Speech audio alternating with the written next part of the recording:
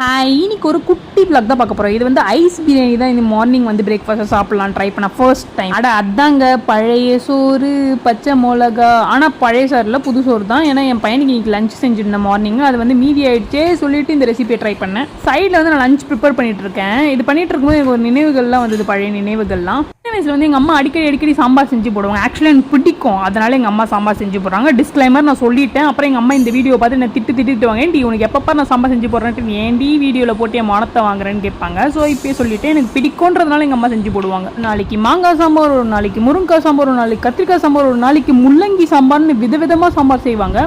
But அந்த சாம்பார் செய்யும் போது தான் தெரியுது, sambar is also a big task you know. Sambar இப்போ அடிக்கடி என்னால் பிடிச்ச மாதிரி செய்ய முடியுமா? முடியாது. ஏன்னா செஞ்சோன்னா அடுத்த நிமிஷமே ஒரு வார்த்தை வரும், ஏன்டி எப்போ பாரு வீட்டில் சாம்பார் செய்கிறேன்ட்டுன்னு. பரவாயில்ல, லீவ் வரட்டும், எங்கள் அம்மா வீட்டுக்கு போய் தினைக்கும் சாம்பாராக சாப்பிட போகிறேன். தேங்க்ஸ் ஃபார் வாட்சிங்.